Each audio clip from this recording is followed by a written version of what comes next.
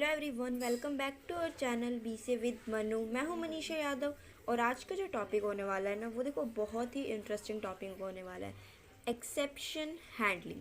देखो हमने अब तक जो भी पढ़ा है उसके अंदर हमने यही पढ़ा है कि अगर हम ऐसे वर्क नहीं करते हैं, स्टेटमेंट ढंग से नहीं लिखते हैं, वैलिड आइडेंटिफायर्स मेंबर्स को अगर ढंग से यूज़ नहीं करते हैं, तो क्या होता है कि एक्सेप्शंस आते हैं, एरर्स अकर होते हैं। तो एरर्स अगर अकर होते हैं तो उन चीज़ों को हम सॉल्व कैसे करें। लाइक हम कंपाइल करते हैं तो एरर्स आ जाते हैं, तो उन चीज़ों को सॉल्व करने के लिए देखो हमें एक्सेप्शन हैंडलिंग एक पूरा चैप्टर इसको पे बनाया गया है कि किस टाइप से जो आप अपने एक्सेप्शंस जो अकर होते हैं, एरर्स जो अकर होते हैं प्रोग्रामिंग के थ्रू, जब उसको हम कंपाइल करते हैं, रन करवाते हैं, तो उसको किस टाइप से जो आप हैंडल करोगे, वो पूरा प्रोसीजर जो है हम इस वीडियो में एंड आने वाली वीडियो में पढ़ेंगे। एंड एक्सेप्शन हैंडलिंग की हमें ज़रूरत क्यों पड़ी एक्चुअल में। देखो एरर्स आ रहे हैं, ठीक है, हम रीराइट कर सकते हैं प्रोग्राम, बट इतने बहुत बड़े बड़े प्रोग्राम्स होते हैं, अगर हम उनको रीराइट करने बैठे, दोबारा से लिखने बैठे, तो बहुत ज़्यादा टाइम लगेगा। एंड देन जो हमारा प्रोग्राम होगा वो यूज़र के पास जो वो बाद में डिलीवर होगा। तो इससे क्या कि टाइम कंज्यूमिंग भी हो जाता है, मार्केट वैल्यू भी उस चीज़ की घट जाती है। देखो जब चीज़ की ज़रूरत होती है एक लिमिटेड टाइम पीरियड के लिए, तो उस टाइम तक उसकी जो मार्केट वैल्यू होती है वो ऑलवेज इंक्रीज होती है, बट उस टाइम के बाद जो है उस चीज़ की मार्केट वैल्यू क्या हो जाती है, वो डिक्रीज़ होना शुरू हो जाती है। लाइक कोविड, देखो जैसे कोविड था तो कोविड में क्या हो रहा था कि मास्क वगैरह बनाने लग गए लोग, ठीक है, तो उसमें क्या हुआ कि मास्क की क्या हुई, रेटिंग जो थी वो बढ़ गई, बट जैसे कोविड ख़त्म हुआ और उसकी रेटिंग क्या हुई, वो डाउन हो गई। तो देखो ये चीज़ जो है वो टाइम टाइम पे डिपेंड करती है कि किस टाइम पे किस चीज़ की वैल्यू कितनी है। अदरवाइज उस टाइम पीरियड में अगर वो चीज़ सॉफ्टवेयर डिलीवर नहीं होता है यूज़र के पास, तो उसकी वैल्यू ऑटोमेटिकली गिर जाती है, जिसकी वजह से बहुत सारे कंपनीज को लॉस भी होता है। ओके, देखो उतना हम उधर नहीं जाते हैं, हम अपने टॉपिक पे रहते हैं। हमारा आज का टॉपिक जो है वो है हमारा एक्सेप्शन हैंडलिंग। देखो errors occurring at run time after cleaning compilation is called the exceptions. जो भी एरर्स हमारे अकर होते हैं कंपाइल टाइम करने पे या रन टाइम करने पे, उन सबको बोलते हैं हम exceptions. Okay, exceptions handling allow us to manage the run time errors in a systematic manner. देखो एक्सेप्शन हैंडलिंग एक ऐसा सिस्टम है जिसके थ्रू जो आप एक सिस्टमैटिक मैनर के अंदर अपने जो भी एरर्स आते हैं ना, उसको जो है आप सॉल्व कर सकते हो, एंड देन जो है उस चीज़ एरर्स को जो है रिमूव कर सकते हो। ठीक है, नेक्स्ट देखो कौन कौन से कुछ बहुत ही कॉमन एरर्स होते हैं जो नॉर्मली आपने जब भी कोई सी का भी प्रोग्राम रन करवाया होगा तो उसके अंदर देखा होगा, एंड जावा में मोस्ट ऑफ द टाइम देखो आ जाते हैं। First one, division by zero. देखो ये one of the most common thing है कि जब हम कोई चीज़ जीरो से कराते हैं तो वो जो है एरर में कन्वर्ट हो जाती है।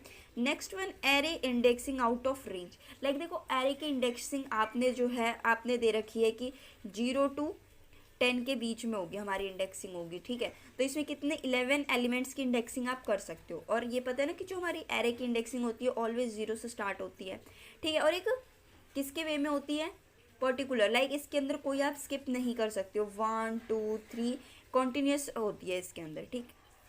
तो कुछ इस टाइप से अगर आप इसकी रेंज के बाहर जाते हो, लाइक आपने 10 तक की रेंज दे रखी थी बट आप उसके अंदर 11 इंडेक्सिंग कर रहे हो, 0 to 11 जा रहे हो, तो वहाँ पे क्या है कि वहाँ पे भी एरर अकर हो जाता है।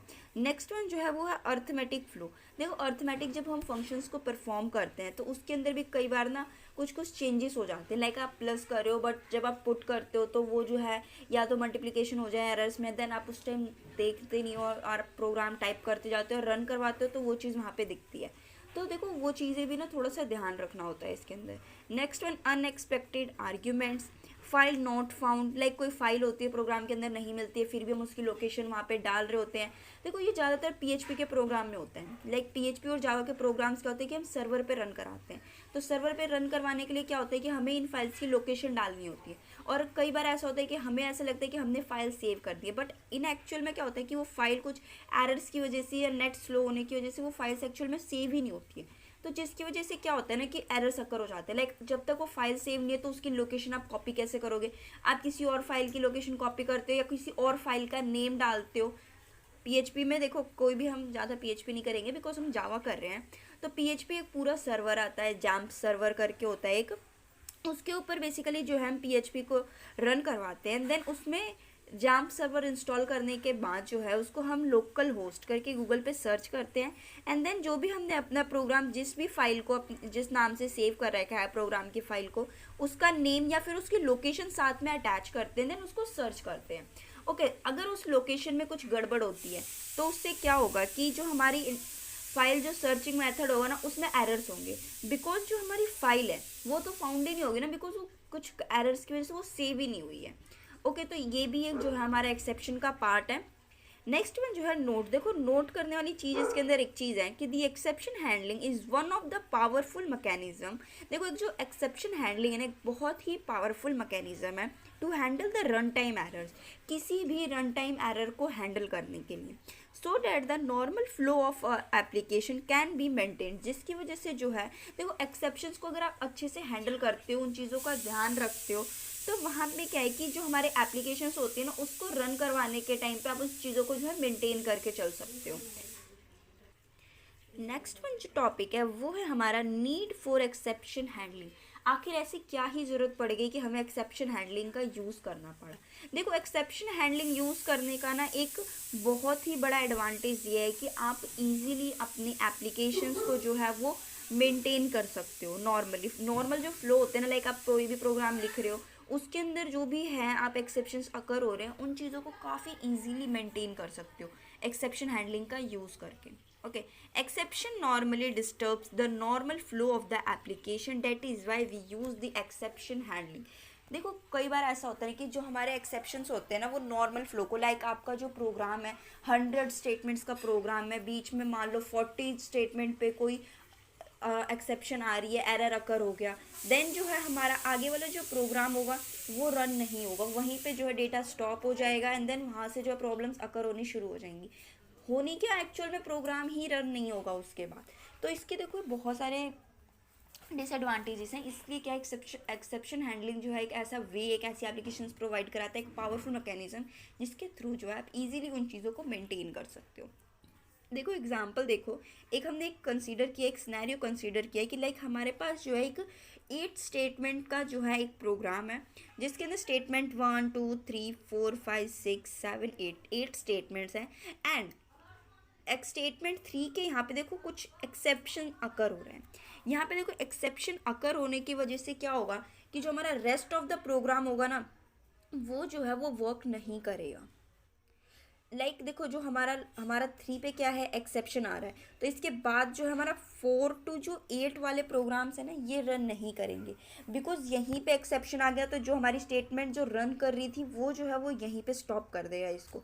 जब तक ये एक्सेप्शन यहाँ पे हैंडल नहीं होती है, यहाँ पे सॉल्व नहीं होती है, जो आगे वाले प्रोग्राम होंगे उसको एग्जीक्यूट नहीं करेगा, उन स्टेटमेंट्स को वो एग्जीक्यूट नहीं करेगा। तो देखो इन्हीं चीज़ों को सॉल्व करने के लिए ना, इन चीज़ों को एक्सेप्शंस को सॉल्व करने के क्या है कि हम एक्सेप्शन हैंडलिंग का यूज़ करते हैं, जिसकी वजह से क्या होगा कि जो हमारे स्टेटमेंट्स होंगी ना रेस्ट ऑफ द कोड वो जो है ईजिली जो है वर्क कर पाएंगी।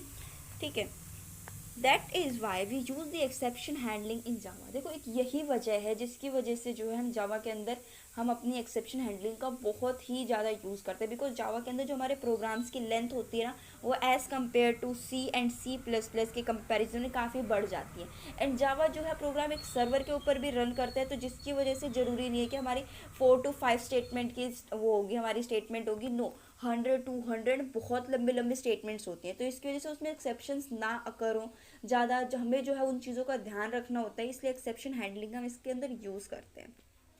देखो बेसिकली हमारा एक्सेप्शन हैंडलिंग क्या होता है, अगर हम थोड़ा सा वैसे बात करें मोटे मोटे शब्दों में कि एक्सेप्ट क्या होता है एक्सेप्शन हैंडलिंग, ये तो ठीक है डीपली हमें पता चल गया कि कैसे एक्सेप्शन हैंडलिंग अकर होती है। देखो एक्सेप्शन हैंडलिंग एक ऐसा वे है जिसके थ्रू जो आप प्रोग्राम में अकर होने वाली एरर्स को सॉल्व कर सकते हो, ईजिली उन चीज़ों को मेंटेन कर सकते हो। Okay, I hope you like this video. अगर इस वीडियो से रिलेटेड आपको कोई भी डाउट हो तो आप मुझे कमेंट बॉक्स में कमेंट करके बता सकते हैं, and thank you for watching this video.